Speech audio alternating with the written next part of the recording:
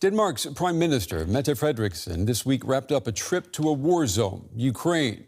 The last thing that she heard leaving Kyiv was an air raid siren. One of the first messages waiting for her back home was advice from a plastic surgeon. Now, this happened on Instagram, as we see here. She posted a screenshot of the conversation in which an unidentified doctor suggested he could, quote, fix that little spot on your nose. Now, her response was a very blunt, oh no, I'm happy with my body. I really don't need a male plastic surgeon to have an opinion about it. Now, Frederiksen governed Denmark. She's governed Denmark since 2019.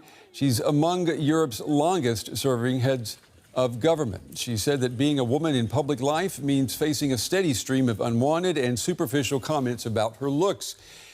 In her post, Frederiksen wrote, I've lost count of how many messages I've received over the years about my appearance, especially that I have ugly teeth and thin hair, that I have an ugly wart on my nose, and well-meaning advice to get some Botox.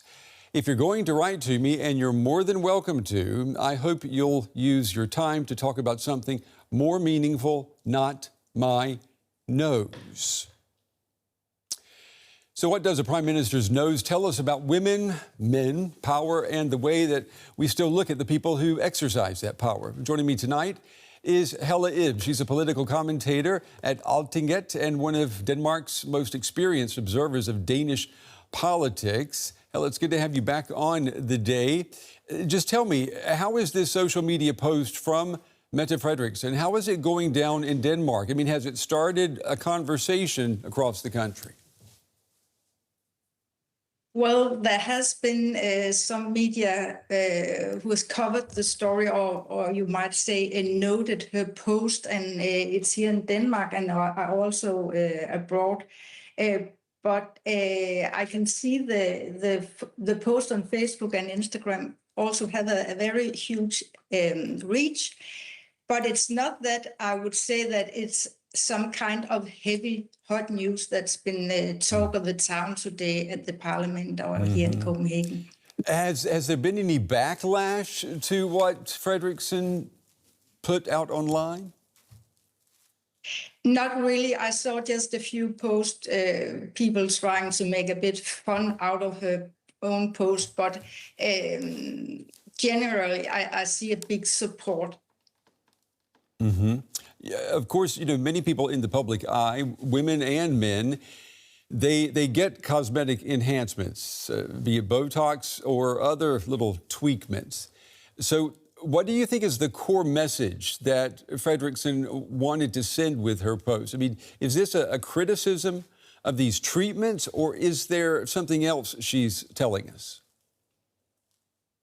Well, as I read it, I think the core message is like divided into one thing is that Mette Frederiksen and also some other politicians are concerned about the culture of perfection, if you might express it that way, in society. Not that they want to criticize people going to have plastic surgery, but this sense of a culture of perfectionism is quite concerning. But the other message is very, very clear, and that is, as I see it, that Mette Frederiksen and a lot of other women are just very, very tired of trying to do a good job and then constantly being confronted with the way they look, their weight, their hair, the way they dress, and so on. Well, you know, Mette Frederiksen, she doesn't have anything to prove. I mean, she has led the Danish government for more than 7 years. She has stood up to Donald Trump, for example. At the same time, she says that she has lost count of the number of messages that she has received about her appearance. So why do you think she decided to address this issue now? Well, I think it's been in her head for quite a long time. But right now there was an opportunity. She's just visited Ukraine. She's a very, very dedicated, engaged supporter of the freedom, the fight for freedom in Ukraine. And of course, there was an opportunity to tell about this crazy contrast, the big issues, and then just a note about why don't you get your face fixed. It's a contrast that everybody can see is out of line. Yeah, you talk about contrast. I mean, one striking aspect of this story is that Frederiksen says that she had just returned from Ukraine, a war zone, when she received the message about, having some work done on her face or her nose. How important is that contrast between war, leadership, and appearance?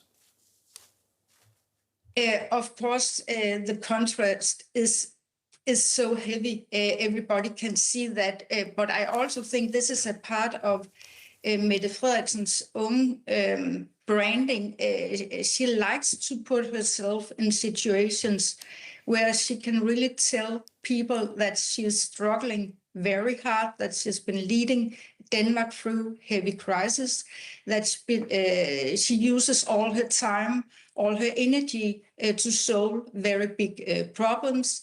We have an ongoing issue with Donald Trump and Greenland that she's still in the center of managing that crisis, but also the other big issues, EU, the European struggle for economic strength. There's a lot of big, heavy issues to handle, to manage for a government. And of course, in that picture, it is quite ridiculous as a female leader still having to face that she gets comments and mails like that. I mean, we do have to say that when it comes to gender equality, Denmark, is one of the leaders in the world. It ranks third in the European Union's Gender Equality Index. What's the situation then like for female politicians? I mean, have they spoken about, excuse me, the scrutiny that they face compared to their male counterparts? Is there a perception that women in Danish politics, that they're held to different standards?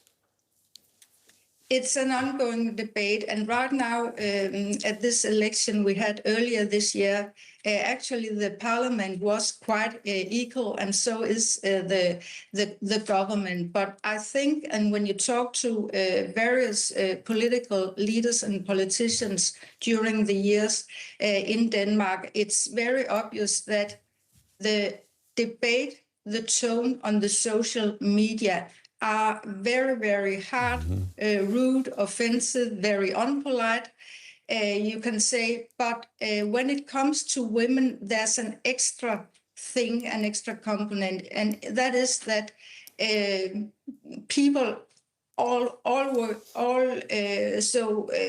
attack and put a lot of hate to male politicians, especially if they don't agree with them. But for women, it's an ongoing issue that people are commenting on their looks, their age, their weight, their hair, the way they dress, and so on. And we also have studies, for example, from the University of Copenhagen that indicates that there are still a difference between male and female in politics. Yeah, and Helle, you said at the beginning of our talk that this has not generated a lot of talk, but it's trending big time on social media. And with that in mind, do you think that this story will have any lasting political impact? Will anything change because of what Mette Frederiksen has shared online? I don't think this post in itself will change anything or will have a long-lasting impact. But I must say the debate about the tone and the storms at social media, the level of aggression and offensive behavior is an ongoing debate in Denmark. And political leaders are really concerned also about the sense of voters being manipulated, all that kind of stuff. But it's only one part of the story, because at the same time, you can just notice that nearly all leading politicians in Denmark, they use social media big times. TikTok, Instagram, Facebook, when they want to go in direct communications with the voters.